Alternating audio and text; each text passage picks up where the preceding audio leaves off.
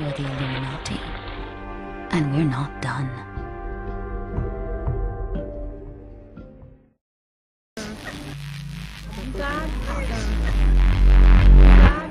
We choose to go to the moon in this decade and do the other things, not because they are easy, but because they are hard.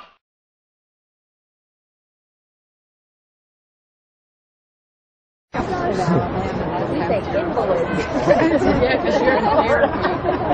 You're in therapy. I'd say that too. I think nighttime would be lovely, but is that a UFO? It's amazing. Holy shit! Oh, is that cool? You can almost hardly look at it. We've seen them in Mississippi like this, but never like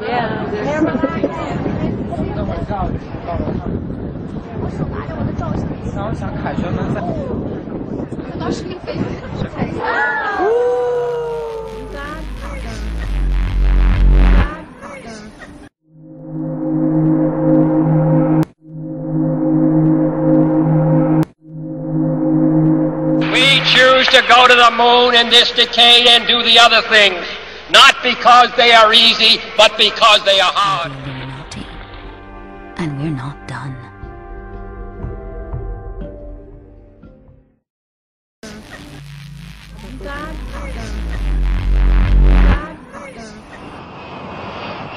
It's not a landing on the White House lawn. It's the next best thing.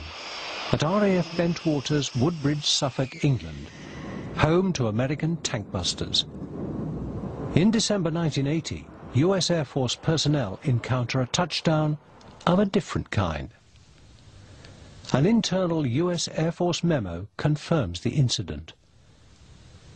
Its author is writing from first-hand experience. In 1980, I was assigned to RAF Bentwaters Woodbridge. It was a combination twin base complex. I was assigned as the deputy base commander. On the evening of the 29th of December, we were having the Combat Support Group Christmas party. We'd just finished dinner when the police lieutenant on duty came in just white as a sheet and said, "I've got to talk to you and the base commander right now." And he said, "It's back."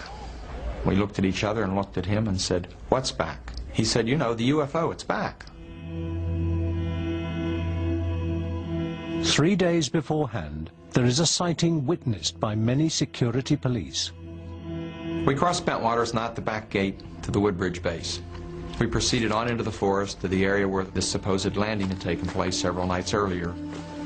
There were 3 indentations in the forest, equal distance apart. So I had the disaster preparedness NCO start to take readings. While we were in the process of getting readings, which by the way came out much higher than background radiation, somebody noticed something in the forest, a light. The light was bright like the sun. It was glowing, but it had a dark center, and it appeared to have something dripping off it like molten metal. The light was about 15 or 20 degrees off to our left, almost directly in front of a farmer's field. As we approached the fence, the edge of the field, and were watching this object, it suddenly exploded. Now, there was never a sound the whole time. It burst suddenly into 5 objects, 5 white objects, and disappeared. And at that time we noticed there were several objects in the sky, 2 to the north and 1 to the south. They were brightly lit, multicolored, and they were moving very rapidly together as though they were in formation. We watched them for several minutes, and they kept doing this. We turned and watched the object to the south, and suddenly it came toward us at very high speed. It stopped and sent down a beam like a laser beam. It fell right at our feet. It stayed on for several seconds, and just like a flashlight, it clicked off. Managed to get a bit of communication through to the command post and asked them to check with Eastern Radar, who had air defense for that sector. They came back and said no, they weren't painting anything on the screen, but they couldn't explain and wouldn't say a whole lot more. I never saw anything as far as an alien being or anything could be considered human or humanoid or anything of that nature, although I had a distinct feeling, in fact I'm firmly convinced, that the objects we saw were under some type of intelligent control. 3 days earlier, patrolmen make physical contact with a UFO. I was called at the chow hall to go out to the east gate. It was about 12 o'clock at night, and I proceeded out there. When I arrived there, there was 2 police units there. They were pointing over into the wooded area, about 300 yards approximately off the east gate. We seen a glowing white light with some yellow and some blue in it. It was the closer we got, the more intense the bright white light emanated out of it. We got to the edge of the forest, and it was bright enough to make you squint. We were approximately about 60, 70 yards away from the craft. As I got maybe within 10 meters of the craft, it was apparent that it was no aircraft that I've seen.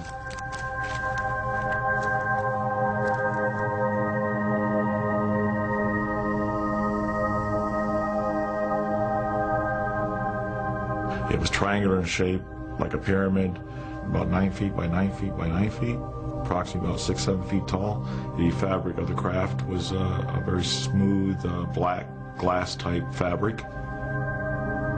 Underneath the craft, there was what appeared to be some type of landing struts or landing gear, and they left a triangle impression in the ground.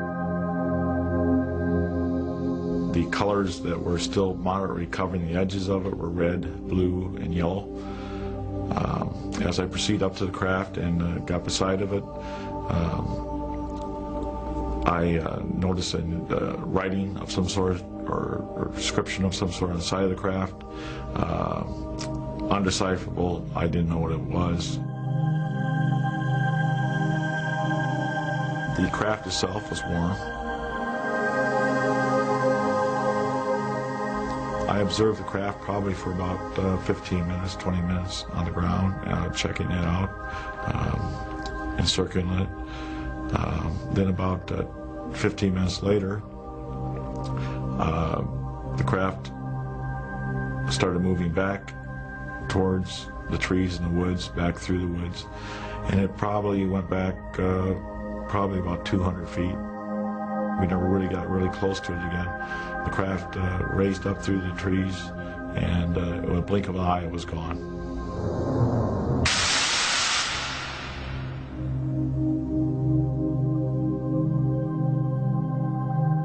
What I seen was a controlled aircraft that could fly.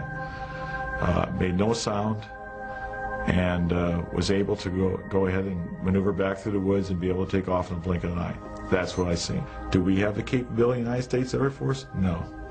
Does anybody else in the world? Not as far as I know of.